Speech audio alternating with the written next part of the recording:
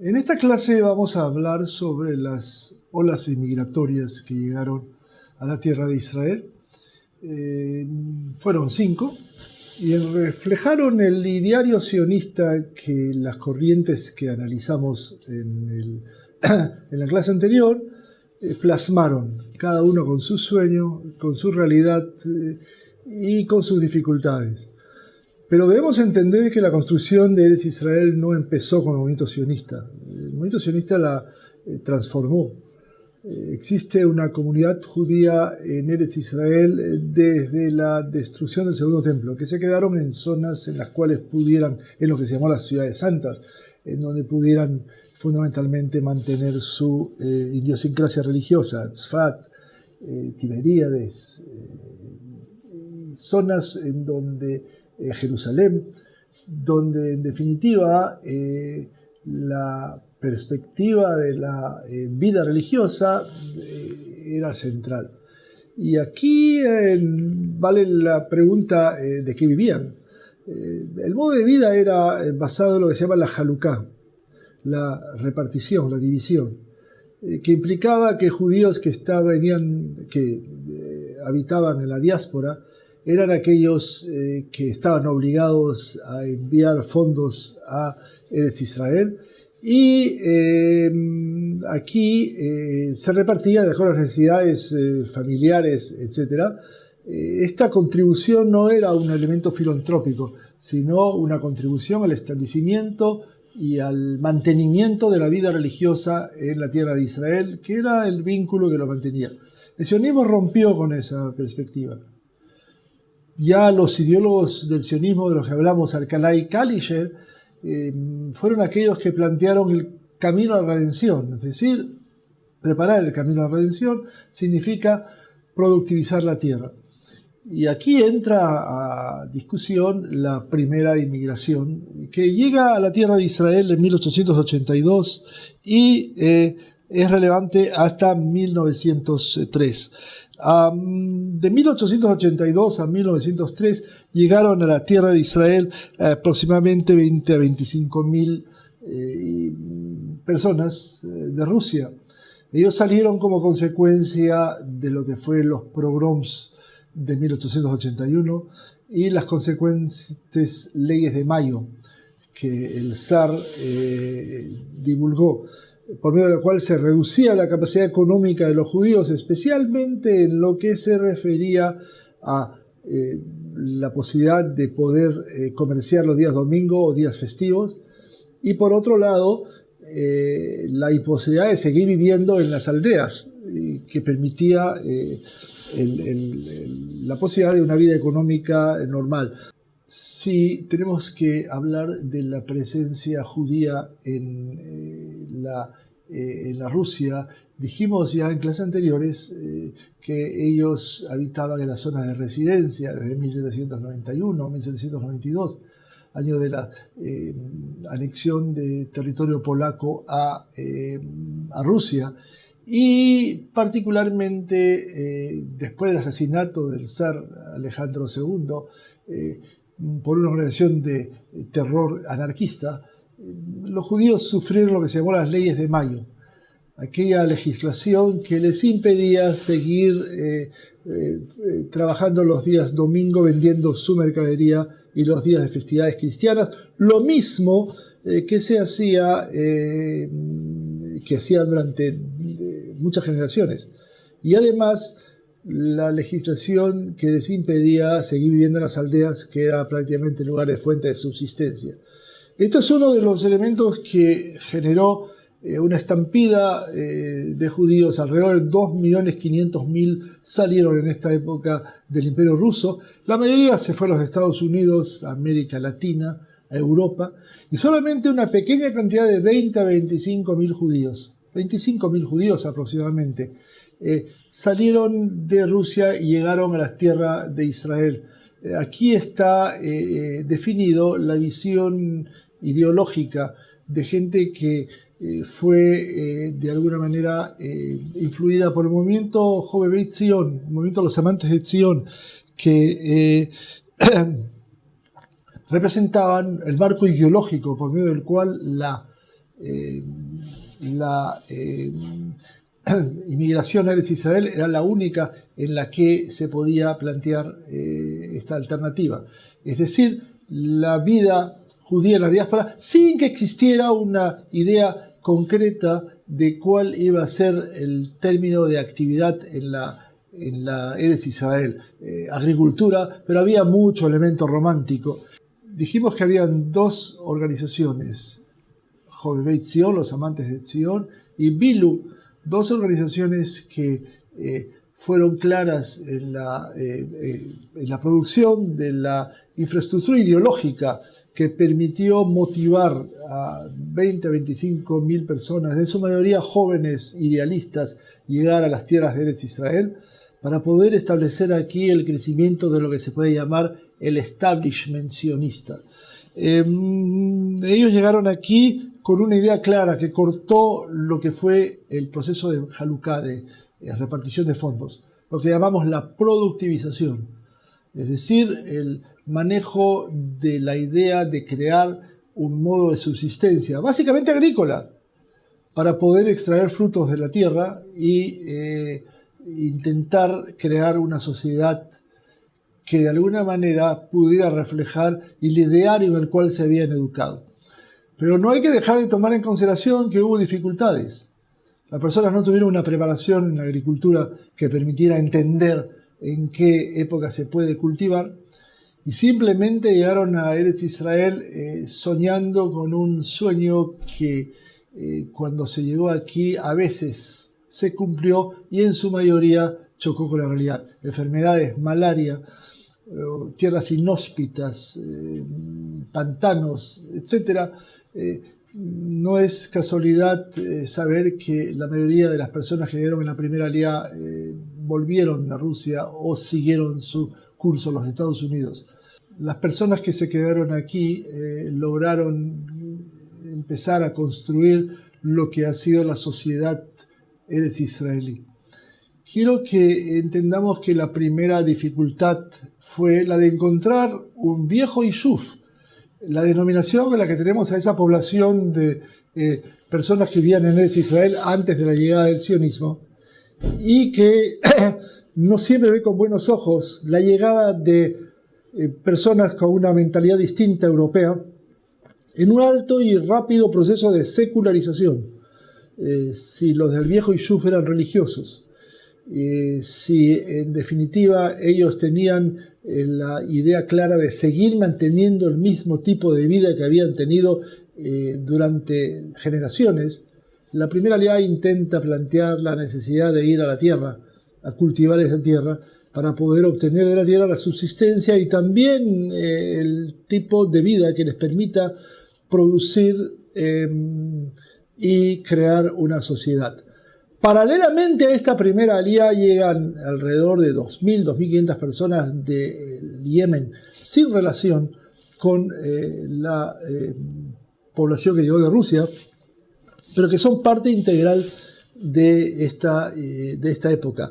Estas personas tienen que enfrentarse a dificultades muy concretas con el viejo Yishuv, con la discusión, con la presencia de una masa mayormente ashkenazí de origen europeo que no entendía ni las costumbres ni la mentalidad de personas que llegan del Yemen, que a su vez no entendían por qué no podían ser integrados dentro de la población que estaba aquí.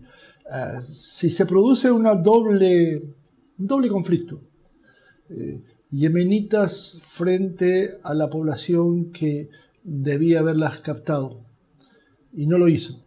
Entonces se fueron a Jerusalén y después a Kfar Marmorik, cerca de Rehovot, para crear sus propias comunidades. Y la del viejo Yishuv que se enfrentó a la primera aliyá, es decir, esa primera aliyá que llegó acá y quiso romper la estructura de la Haluká, de la división, y se encontró con una férrea oposición. No olvidarse que la inmigración del viejo Yishuv es una creación religiosa, mientras que la nueva, como dijimos, está basada en un intento de secularización que, aunque no es completo, es muy distinto de la presencia o de la vida que se planteaba en el viejo Yishuv. Los inmigrantes de la primera aliyá, basados nuevamente en esa visión de productivización, que se hizo todavía más palpable en la segunda ola inmigratoria, fueron a crear lugares como Rishon LeZion, una de las primeras colonias agrícolas que se dio en la primera aliyá, a Rehovot, a Rosh Piná, repoblaron Petah Tikva, que es parte de la época del viejo Yishuv, que fue creado en 1878 y después recibió inmigraciones posteriores que se integraron a la vida allí. Y estas dificultades los hicieron presa de desesperación y de la búsqueda de ayuda. Una de las ayudas más importantes que llegaron acá es la de Barón Rothschild, noble francés, que siempre tuvo una actitud de filantropía. Era conocido como el filántropo conocido, Anadafa Yadua, y decidió ayudar en forma masiva a estas colonias, pero expresó una condición muy interesante. Y esta condición es que las propiedades de las colonias pasan a poder de una organización ICA, que fue creada por el barón Hirsch para llevar inmigración judía a los Estados Unidos y que tuvo un capítulo o una sección también en Eretz Israel. Exigió que los técnicos del barón Rothschild sean aquellos que puedan expresar una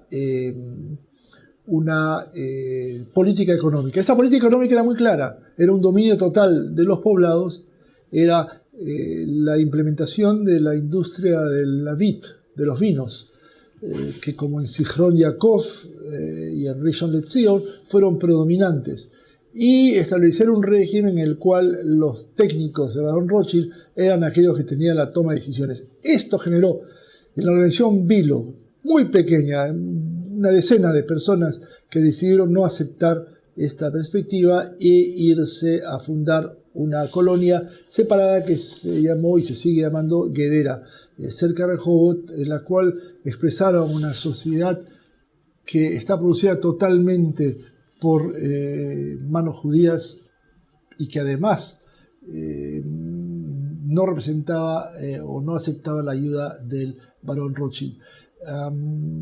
Es una etapa muy importante porque establece una diferencia entre jóvenes románticos y aquellos que sobre el final de la primera aliyá perdieron gran parte de esta motivación y llegaron a utilizar, en muchos casos dejaron el trabajo físico, se convirtieron parte de ellos en administradores, en algunos casos de mano de obra árabe, etc.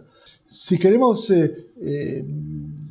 analizar cuál es el tipo de inversión que hizo barón Rothschild, podemos hablar de una compra de tierras masiva, por ejemplo, o sea, de casi 500.000 dunams de tierra que se compró en Eretz Israel y cantidades impresionantes de inversión particular que el barón Rothschild planteó. El barón Rothschild no fue el único que hizo contribución.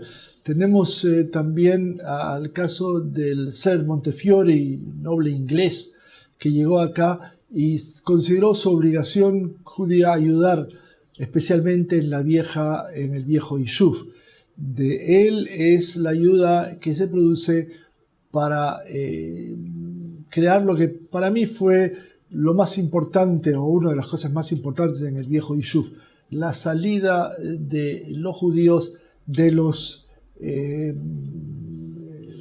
la ciudad vieja hacia las murallas, lo que se dice la salida de las murallas, a lo que se llamó el primer barrio fuera de las murallas, Mishkanot Shananim, en 1860, lugar inhóspito, con muchos peligros, pero fue definitivamente producto de ese tipo de ayuda. Lo mismo la traída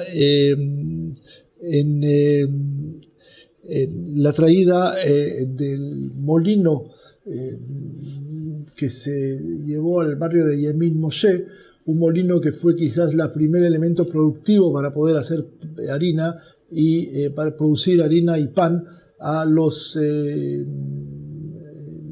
habitantes. Esta presencia de filántropos conocidos, masivos, tenía de alguna manera un precio que era, sobre todo en el caso de Rothschild, que como ya dije, era el dictaminar totalmente la política económica del Yishuv.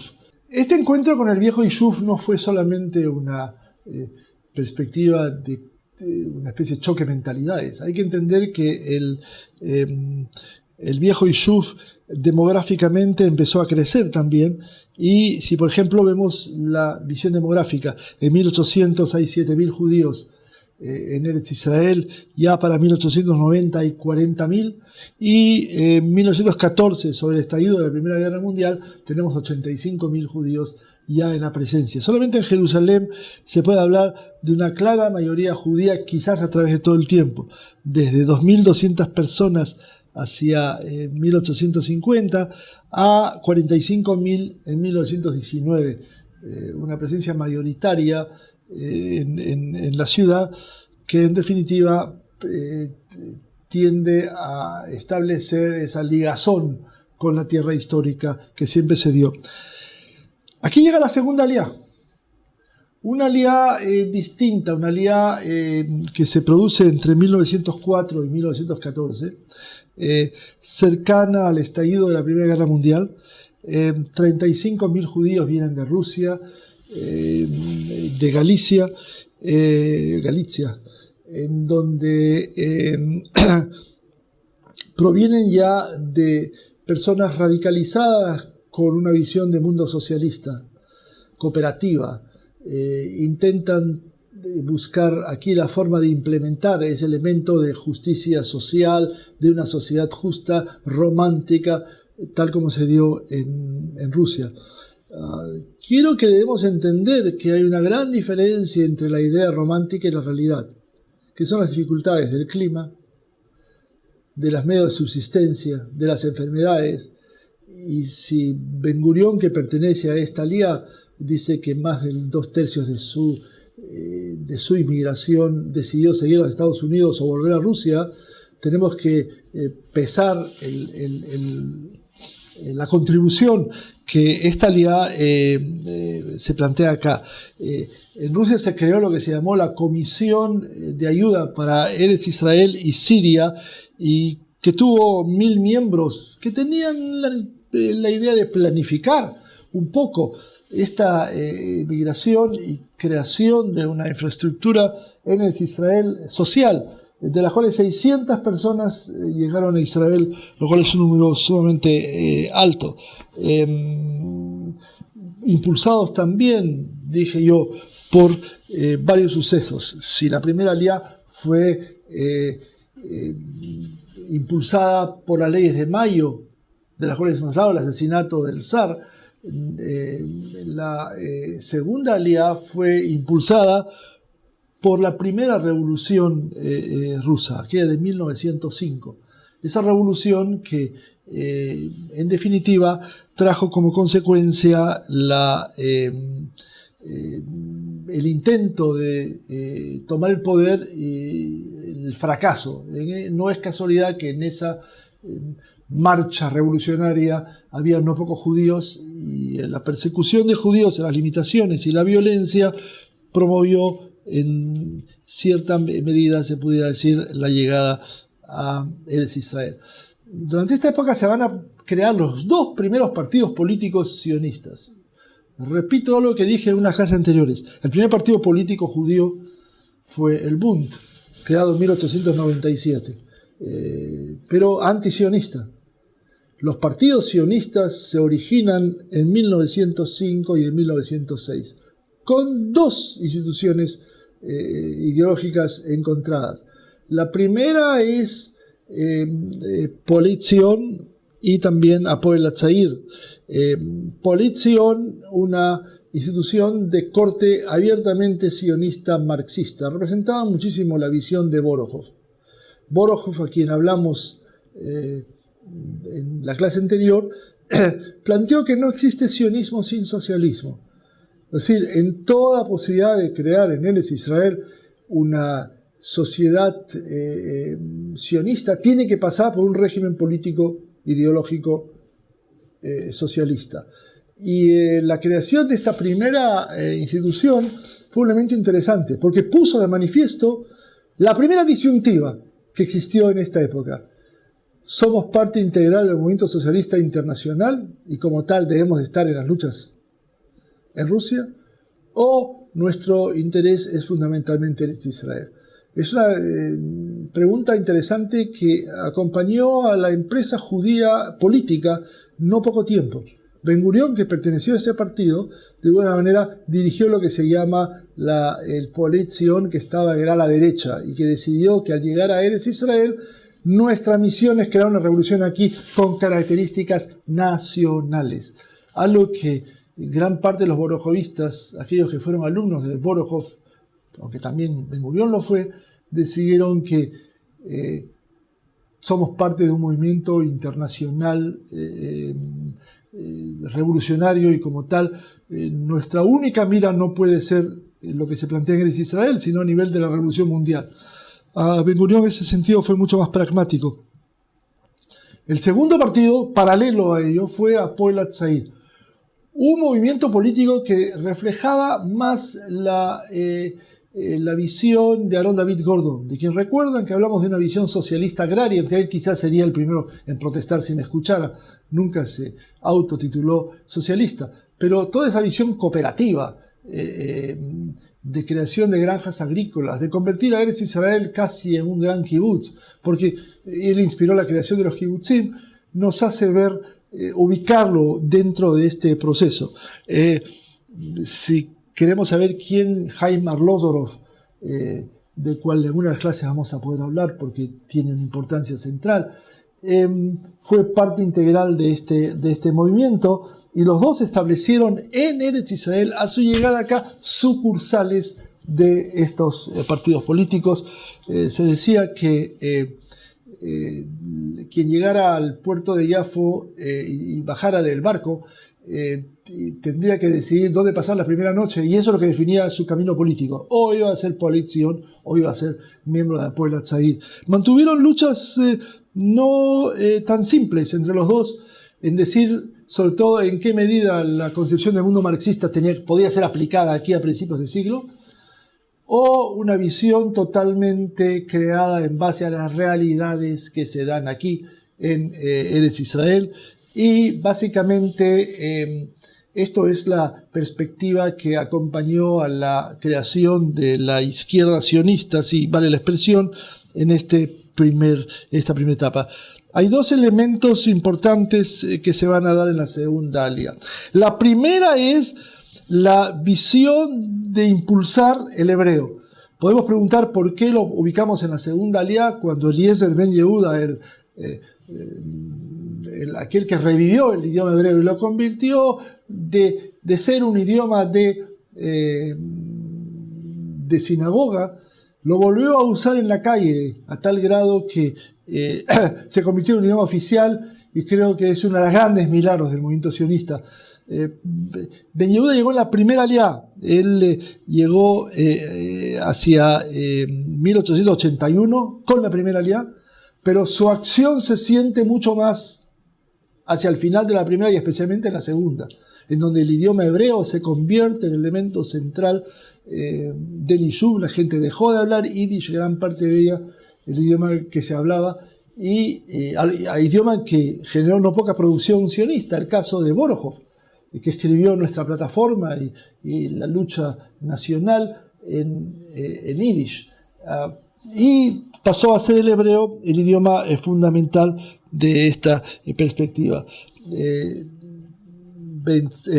Eliezer Ben Yehuda tomó la lucha del idioma hebreo como un elemento central y casi lo impuso en los marcos de educación superiores que se van a ir creando durante esa época.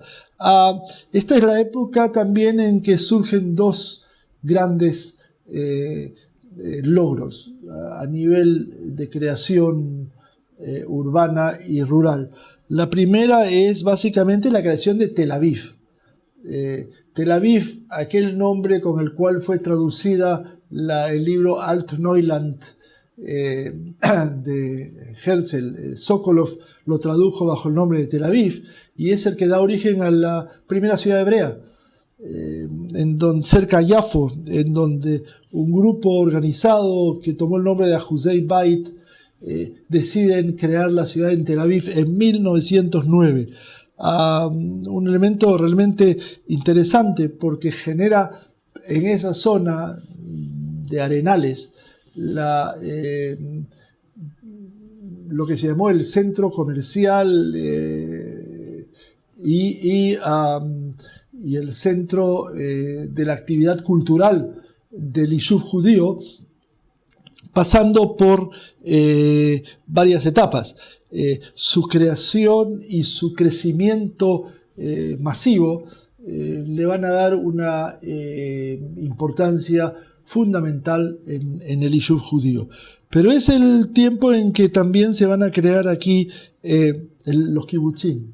El primer kibutz de Gania en 1910, bajo influencia de Gordon, recuerdan, la religión del trabajo, genera la inclusión de una granja agrícola, un asentamiento agrícola colectivo que va a ser el ejemplo de la creación de moshavot y kibutzim a lo largo y ancho del país, aún en esta etapa. Esta es la etapa en la que utilizamos el nivel de la introducción de la agricultura, el cítrico como tal. Dijimos que durante la primera aliyá se produce la utilización de la vid, de la uva, como elemento central del marco económico. En la segunda es los cítricos, que acompaña a toda una serie de elementos románticos en la naturaleza. Los kibutzim se decidieron como esa perspectiva, y hay algo que no se toma en cuenta, pero que es importante resaltar, y es la utilización de todo un marco educativo, movimientos juveniles de corte sionista que se van a producir ya desde el principio del siglo en Europa y más adelante en América Latina, donde se ve no solamente a Israel como centro y al kibutz, sino también la actividad del algo que se llama el halutz, que es un elemento casi mítico en la segunda aliyá. El halutz, aquel que se llama el pionero, que puede transformar el mundo a pesar de las condiciones objetivas no favorables. La posibilidad de poder cambiar totalmente las condiciones y lograr crear, aun cuando las condiciones objetivas no lo permitan.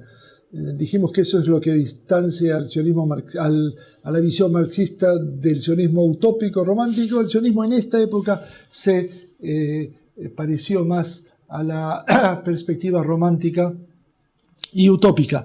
Durante esta época tenemos que tomar en consideración la actuación importante de instituciones como el Keren Kayemet, que fue creado en 1901, y se genera una compra de tierras masiva a lo largo y ancho del país, empezando por el Emek Israel, que va a ser el lugar en donde se va a poder crear kibutzim, colonias agrícolas, asentamientos de todo tipo, y que es previo a al crecimiento urbano que se da en otras zonas a partir de la creación de Tel Aviv.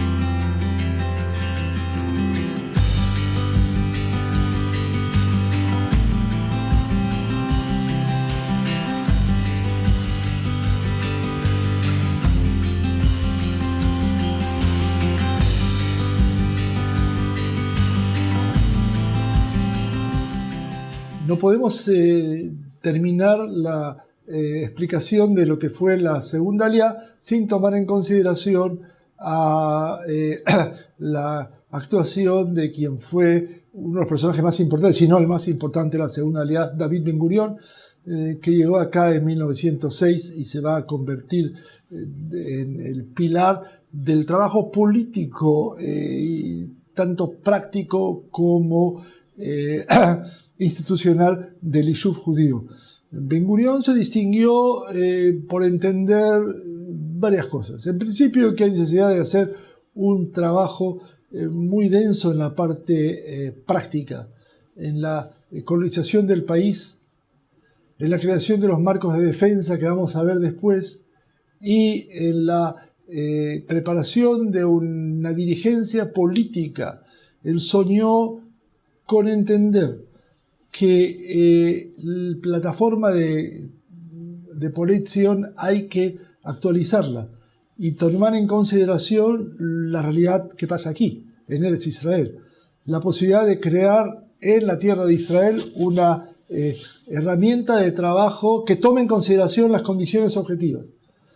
Si la gente llegó a Israel, a Eretz Israel, con la idea de la revolución, casi podríamos decir con el libro de Marx, El Capital, bajo el brazo, por un lado, en el otro tuvimos que entender que el fusil, que es consecuencia del acto de defensa, es un elemento que nos es impuesto.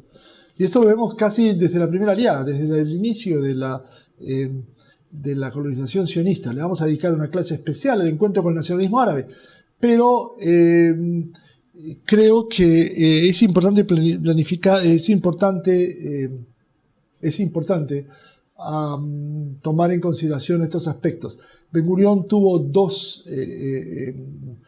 puestos de importancia antes de ser primer ministro de Israel, que es muy importante. El primero ha sido el ser secretario de la Histadrut, la Confederación de Trabajadores, que vamos a explicar su rol vital en esta zona y en esta época, y también el ocupar el cargo de presidente de la Agencia Judía, que se va a crear en 1929, en donde toma parte de las funciones que estuvieron destinadas a la organización sionista. Especialmente se convierte en el órgano de conexión con el mandato británico, que es parte de la necesidad de hacer un trabajo a nivel político, y creo que aquí la fuerza importante de Ben-Gurión, si él acuñó la palabra Dunam Beot Dunam, es decir, una medida de terreno, cada grano de terreno es importante para ir ganando la colonización sionista. Dentro de esta visión, él es uno de los factores más importantes dentro de este sector. Otro es Alexander Zeit, aquel pionero que hizo alianza en 1904, también de origen ruso. La influencia rusa es muy grande, no solamente en el aspecto de personas que llegaron, en la música, en elementos de tradición política, ideológica.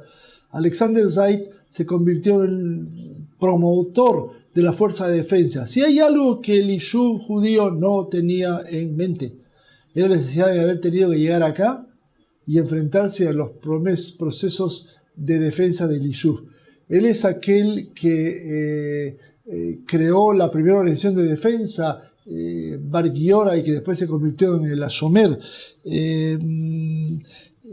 que quizás vamos a analizarlo más adelante, también cuando hablemos de la infraestructura política del Yishuv, pero sí me adelanto a decir que fueron guardias profesionales que tuvieron que impedir los asaltos y la violencia, especialmente de la población árabe, que jamás aceptó el sionismo ni a la creación de una infraestructura urbana y rural en Eretz Israel.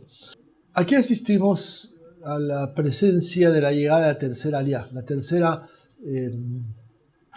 ola inmigratoria, que llega a Israel entre 1919 y 1923.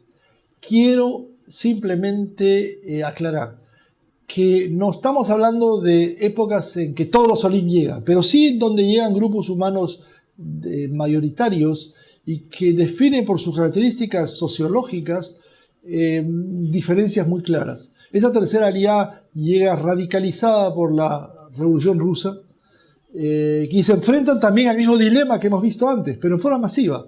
Ese dilema que dice claramente que tenemos que definir si pertenecemos a una revolución mundial y si pertenecemos a una expresión de un socialismo nacional que tiene sus propios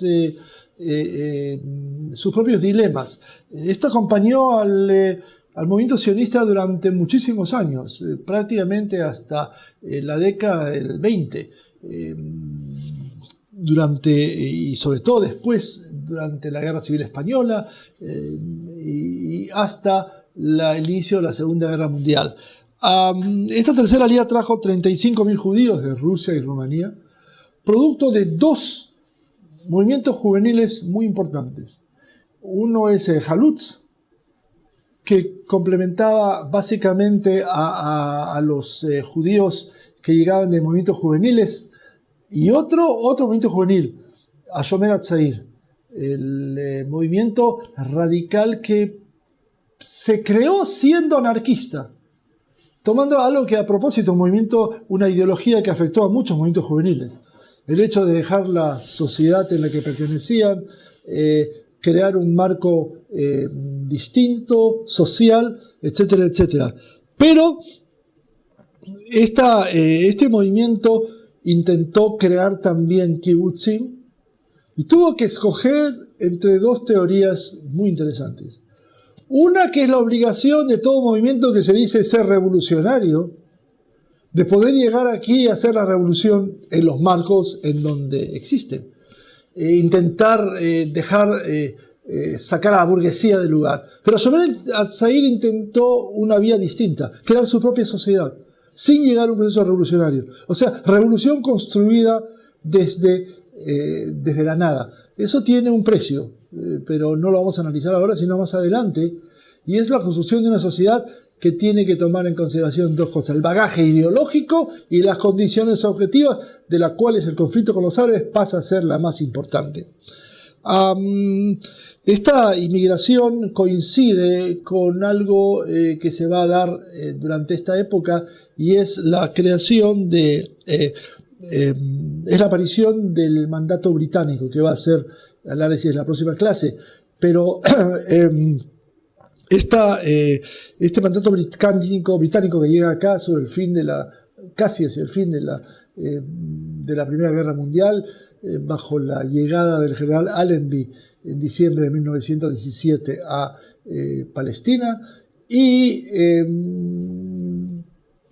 nos obliga a recordar que una de las primeras organizaciones paramilitares que existieron acá es Nili, un movimiento de personas que generaban, se podría llamar, espionaje a favor de los ingleses, pensando que la conexión inglesa no solo que no nos iba a desfavorecer, sino por el contrario, habiéndonos desilusionado de toda posibilidad de llegar dentro del imperio turco-otomano a algún tipo de independencia nacional. Nuestra alternativa era fundamentalmente la conexión inglesa. Nili, Netzach Israel lo Yishaker, la verdad de Israel será de alguna manera la verdad absoluta. Tuvo una destacada actuación pasando información a los ingleses. Hay algunos testimonios que se habla de que miles de ingleses deben su vida a la actuación de Nili, que pasó informaciones sobre la movilización de tropas turcas, especialmente a partir del estallido de la Primera Guerra Mundial. Pero esta etapa de desarrollo histórico es también la que lleva a movimientos radicales a llegar a Eretz Israel.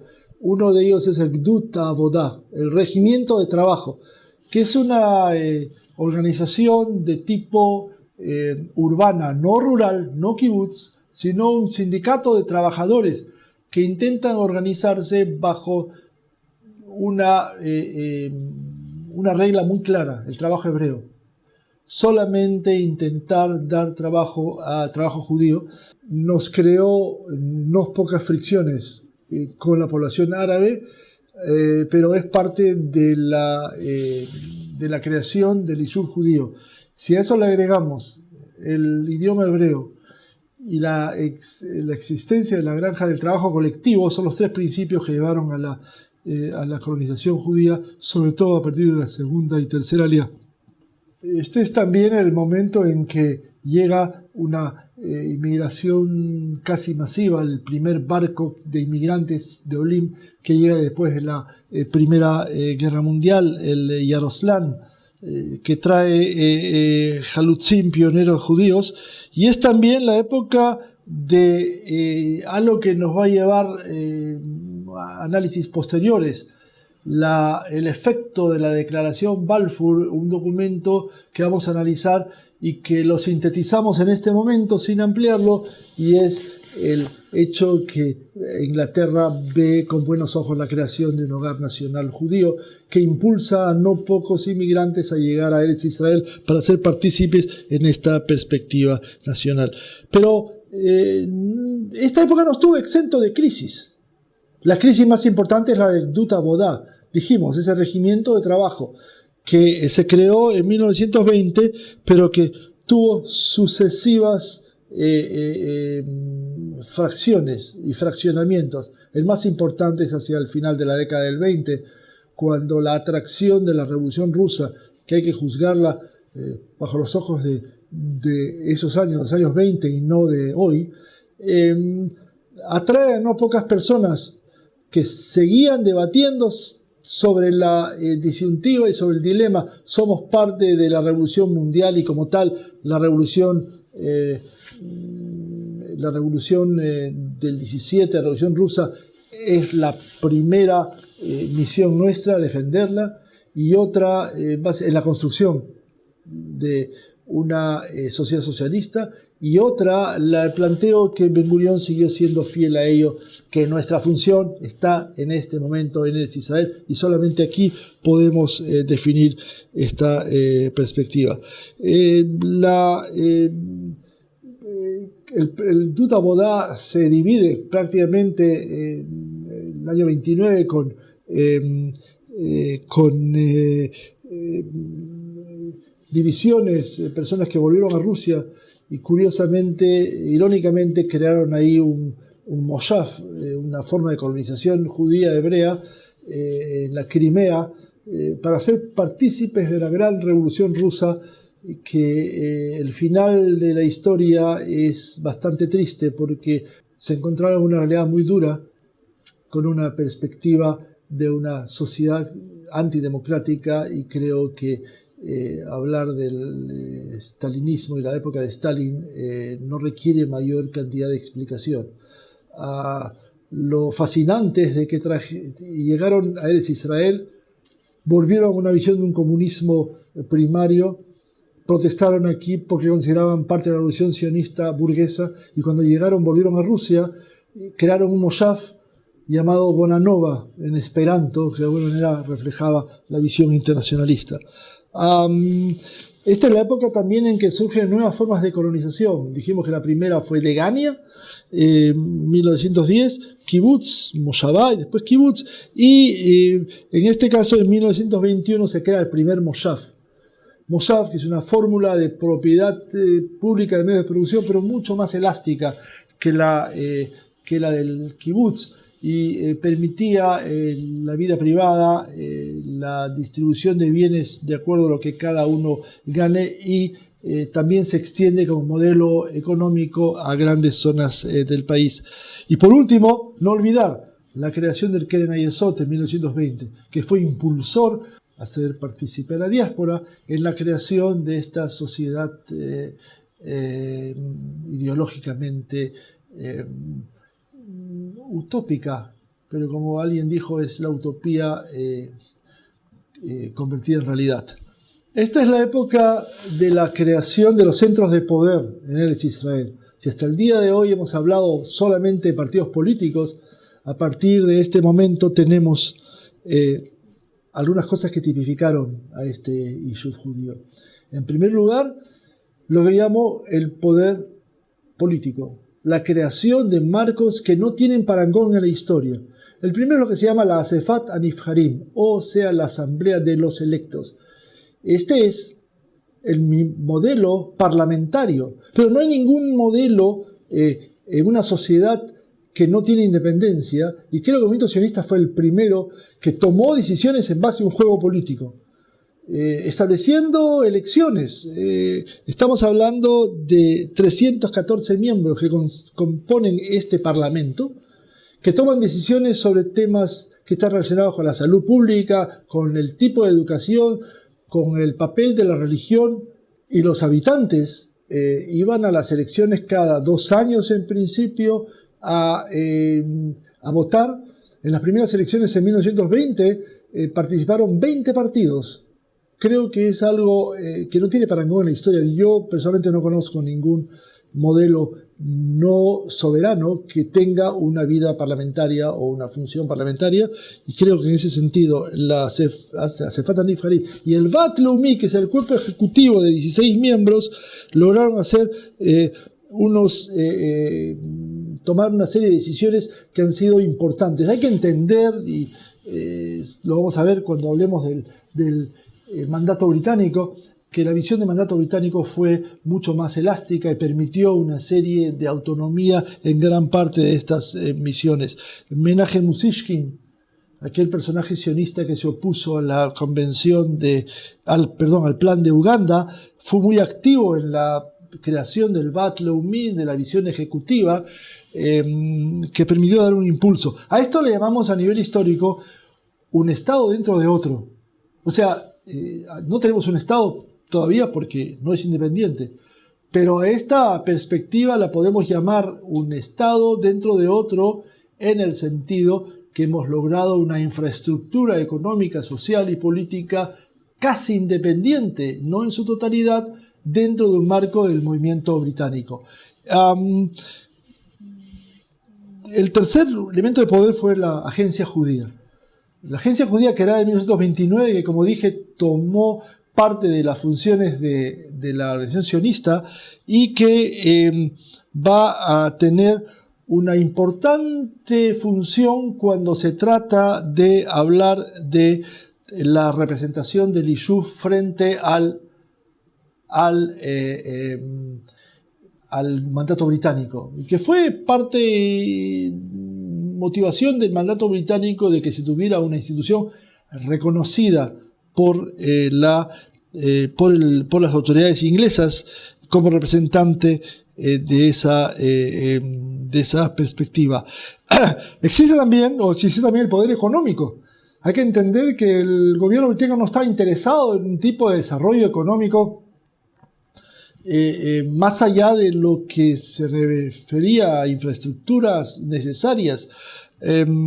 Pero aquí tenemos 3 instituciones importantes. La Histadrut, la Confederación de Trabajadores de 1920, del cual Ben Gurión fue su primer secretario, que no es una confederación de trabajadores únicamente, sino es un sector económico, cooperativo, que genera un desarrollo impresionante en el Yishuv, y que si a eso le agregamos la Hebrat Ovdim, la asociación de trabajadores, que son el conjunto de empresas que la Histadrut creó, en 1925 tenemos una dinámica importante. Y el Banco Apoalim, creado también en los años 20, que es el banco que produce una financiación importante de las construcciones que se dan en el Yishuv. No fue el primero. El Banco Anglo-Palestino anteriormente estaba activo como primer representante económico, y hay un tercer banco mucho menos conocido, el Banco Valero, que viene de la época del viejo Yishuv, que quizás no tuvo tanta repercusión a nivel de volumen económico, pero sí fue el primero que dio un impulso a la actividad económica aquí. Tenemos que entender que hay un tercer poder, que es el poder militar, algo que no estaba previsto en ninguno de los escritos políticos, a excepción de Jabotinsky, que fue porque vio acá el desarrollo. Si yo tomo en consideración y reviso las ideologías de los personajes sionistas, nos encontramos como Moshe Hess, que habló de la importancia de una comunicación entre el nacionalismo árabe y el nacionalismo hebreo, lo cual es impresionante, porque el nacionalismo árabe recién surge a raíz de la Primera Guerra Mundial, y él ya hacia 1800, fin del siglo XIX, está hablando de la creación de un contacto entre el nacionalismo judío y el nacionalismo árabe. Y salvo Hatam, como dije, que nos advirtió del problema de una comunidad que no lo va a aceptar, ninguno de ellos pudo imaginar que hubiera sido un conflicto. Pero el contacto con el lugar ya nos trajo la importancia de plantear que hay necesidad de construir marcos de defensa. Los más importantes son Bar Giora y el Hashomer en 1909, como consecuencia de Bar Giora, que se convirtió en Hashomer, en donde Alexander Zaid, de que hablamos hace unos minutos, fue uno de los principales impulsores de un grupo de guardianes que de alguna manera pudiera cuidar los establecimientos frente a los ataques que se estaban dando. La creación del más importante de todos, la Haganá, en 1920, que es el movimiento de defensa del Yishuv, y que basó su fuerza de trabajo en lo que se llamó la Hablagá, la autocontención, es decir, yo no puedo atacar, yo voy a solamente responder, que fue quizás parte de la razón por la división en la Haganá del Etzel, que hacia 1937 planteó una alternativa fundamentalmente. La alternativa significaba que hay que tener una actitud de rápidamente de estar en contra, no solo de esperar el ataque, sino inclusive tomar la actitud de poder atacar, que fue basado en la percepción de Jabotinsky de la realidad que se estaba planteando aquí. Y el Lehi, los luchadores por la libertad de Israel en 1940, que rompe con la actitud de la Haganá y del Etzel, que dijeron que habiéndose producido la Segunda Guerra Mundial es imposible luchar contra los ingleses y nuestra orientación tiene que ser apoyar la lucha inglesa contra los alemanes y, como dijo Ben Gurión, pero nosotros sí podemos seguir luchando contra los ingleses, aunque de forma mucho más moderada que lo que se hacía antes, para intentar conseguir la libertad. Yair Stern, aquel estudiante de filosofía de la Universidad Hebrea de Jerusalén, fue el dirigente máximo del Lehi, en donde había una especie de conglomerado de anarquistas, socialistas, comunistas, personas con una fuerte visión nacionalista que tenían un enemigo común, el imperialismo británico. Y eso es lo que los mantuvo unidos durante ese tiempo. Y por último, el Palmaj, nacido en 1941, la fuerza de choque de la Haganá, que se creó no para luchar contra los árabes, sino para luchar contra la posibilidad de que el ejército alemán pudiera invadir aquí bajo las fuerzas de Rommel y llegar a poner en manifiesto el peligro del Yishuv. El plan del Palmaj fue que toda la población subiera al Monte Carmel en Haifa e hiciera un tipo de defensa que era prácticamente suicida. Debemos un poco al general Montgomery, que derrotó a Rommel, que esta situación no se llegó a producir, y entonces el Palmaj pasó a ser determinante en la lucha de la independencia del Estado de Israel, que se produjo inmediatamente después de la declaración de la partición en las Naciones Unidas. Llegamos a la cuarta aliyá, la aliyá Polonia, lo que se llamó la aliyá Grabski, en honor a quien fue ministro polaco y que fue el impulsor de las leyes antisemitas discriminatorias y que trajo a Eretz Israel 70.000 personas de Polonia de 1924 a 1928. ¿Qué tiene de especial esta cuarta aliyá? Algo muy claro. Tiene de especial el hecho que es una aliyá producto de la clase media, con no pocas familias, no necesariamente ligadas a ningún movimiento socialista, y su instalación en Eretz Israel está producido en base a la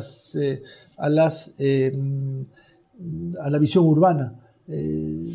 Poblar ciudades como Haifa, la misma Jerusalén, Tel Aviv, y otras ciudades deben su crecimiento a la época de la Cuarta Ola, y también partidos políticos que en su debida oportunidad vamos a manifestar, que no están ubicados en la izquierda del Yishuv y que representan la clase media judía claramente. Esta es la época en que también se produce las primeras fábricas de propiedad privada, como el caso de la fábrica de cemento Nesher, la fábrica de aceite Shemen, etc., y que dan un impulso a esta propiedad privada, que se manifiesta también en la compra de tierras, la pequeña proporción de tierras en manos privadas que se encuentran en el Yishuv y que también después de la creación del Estado de Israel se plantearon. Esta es la época en que aparecen también las primeras instituciones de tipo universitario, dos, el Technion en Haifa y la Universidad Hebrea. Es decir, el Technion el año 1924, la primera piedra se puso en 1912, pero empezó a funcionar en 1924, y la Universidad Hebrea de Jerusalén hacia 1925, en donde tienen que solucionar el primer dilema: ¿cuál es el idioma en el cual se va a enseñar? La discusión entre el alemán y el hebreo fue una discusión dura, y al final se impuso enseñar únicamente en hebreo, que creo que fue un elemento de triunfo. En general, la visión de el idioma hebreo como tal se impuso a través de una serie de decisiones importantes que fueron muy determinantes. La compra masiva de tierras durante esta época siguió en Emek Zebulón. Otra de las zonas, junto con el Emek Israel, se convirtieron en las dos zonas donde generalmente se generó una extensión muy grande. Emek Zebulón hacia Aco, hacia la zona de Aco o Acre en español, y el Emek Israel en el norte, han sido los primeros lugares donde hubo un crecimiento masivo de establecimientos agrícolas, y que eso nos lleva prácticamente a la última etapa de la Saliot hasta la creación del Estado, que es la quinta aliá. Una aliá muy especial, un poco trágica en el sentido que logra traer desde 1932 hacia la creación del Estado de Israel 48, más o menos 275.000 personas, muchos de ellos su gran cantidad refugiados que lograron escapar las garras de la ocupación nazi en Europa, y fundamentalmente la perspectiva de personas que llegaron acá con títulos universitarios. Muchos de ellos venían de un proceso asimilante en Alemania, y de aquí tenemos la llegada de Martin Buber, profesor de sociología en la Universidad de Jerusalén, Yehuda Magnes, también en la Universidad de Jerusalén. Esta perspectiva nos pone sobre el manifiesto de dos situaciones que sucedieron aquí. La llegada de la aliá ilegal hacia 1939 con el corte con el inicio de la Segunda Guerra Mundial, aunque en realidad la aliá ilegal empezó ya en 1934, donde todavía había permisos de entrada, pero la necesidad de traer cada vez más gente a Israel y captarlos a la Eretz Israel definió esta perspectiva que se inicia antes, y sobre todo después de salir la Segunda Guerra Mundial, en que los ingleses prácticamente cerraron las costas, de la tierra de Israel. Y por último, la política de libros blancos, que también será parte de otra clase, en donde significa la gradual limitación hasta la limitación total de la inmigración de judíos a Eretz Israel. O sea, para finalizar esta clase, tenemos que entender que frente a la visión británica, esto que nosotros llamamos un Estado dentro de otro es el que permitió tener políticas propias que no hubieran podido ser creadas si no tuviéramos un marco institucional, tanto militar como político. Al fin y al cabo, políticos como Ben Gurión tuvieron la perspectiva de decir: seguimos con la política de migración, aun cuando el mandato británico la impidió. Y por otro lado, nos enfrentamos a dos cosas que nos va a llevar algunas clases. Uno es que la inmigración sionista que llegó acá tuvo que enfrentarse a dos perspectivas. Una es los libros blancos la limitación, o sea, el mandato británico y sus intereses, que no siempre fueron los nuestros. Y segundo, el nacionalismo árabe, que como dije, no estaba previsto. Pero de eso hablaremos en una de las próximas clases.